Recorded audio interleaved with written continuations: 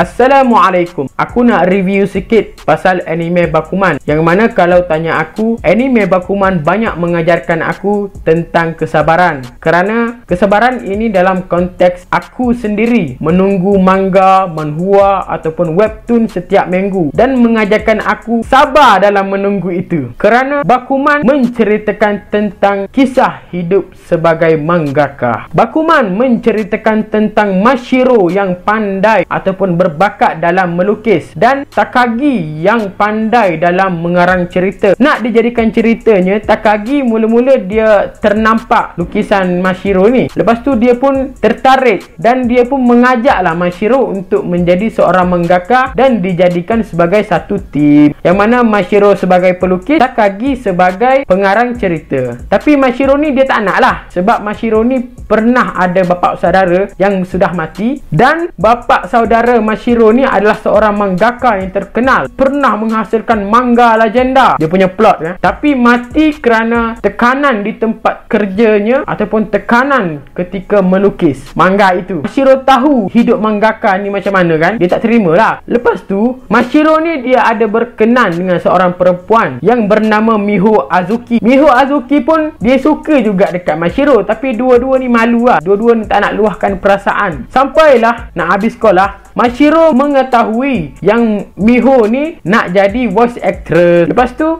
Mashiro dengan Takagi pun pergilah ke rumah Miho untuk bertanya, betul ke Miho nak jadi voice actress? Sampailah Miho kata betul. Lepas tu Mashiro pun terlepas cakap. Dia kata macam mana? Aku akan membuat manga, dan ketika manga itu famous dan terkenal, manga itu dapat menjadi anime, aku nak kau Miho menjadi voice actress di dalam anime itu. Dan sebelum waktu itu tiba, aku tidak akan pernah menyapa ataupun bercakap dengan kau Miho. Dan selepas anime itu dihasilkan dan kau Miho menjadi voice actress di dalam anime itu, kau akan kulamar dan kau akan kunikahkan, dan tunggulah sampai saat itu datang. Lebih kurang macam tu lah dia punya dialog. Masa tu aku sampai speechless boy dengar dia punya dialog Wish, power bodoh, tak bercakap sampai anime terhasil. Masa tu lah lepas dia balik ke rumah dengan Takagi, dia pun terkejut dia cakap macam tu. Dia punya ayat tu terkeluar dengan sendiri. Nak tak nak dia kena buat jugalah manga dan menjadilah mangaka. Semasa nak menjadi mangaka tu lah yang berat. Kalau tanya aku, sungguh berat sebagai seorang hidup mangaka, sebab dengan stresnya, dengan kekangan masanya, dengan banyaknya lukisan yang perlu dihasilkan, dia jadi macam kalau kau tengok cerita ni, kau akan rasa macam kesian lah pula. Macam tu. Sebab apa?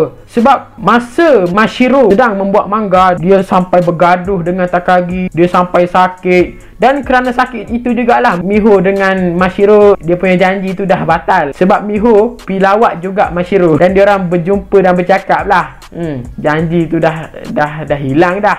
Tak apalah, biasalah sakit, benda yang tak boleh dijangka. Yang membuatkan cerita ini berat untuk kita tengok, sebab dia ada sistem ranking. Yang mana aku bagi contoh, dalam syarikat komik tu ada 10 anime teratas kan. 10 anime teratas tu dia akan ada ranking dia. Tiap-tiap minggu dia akan naik turun.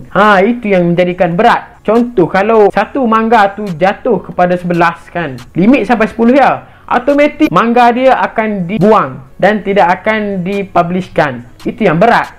Kita hasilkan cerita detail-detail kan, ending kita dah persiapkan, lepas tu ranking dia jatuh, lepas tu kena buang. Itu yang menjadikan sebagai mangaka ini dia macam boleh mendatangkan tekanan. Itu jugalah yang dihadapi oleh bapa saudara kepada Mashiro itu. Aku sangat recommend anime ini, dan pengajarannya adalah kita perlu sabar. Kita perlu sabar dalam menunggu manga, manhwa atau webtoon tiap-tiap minggu.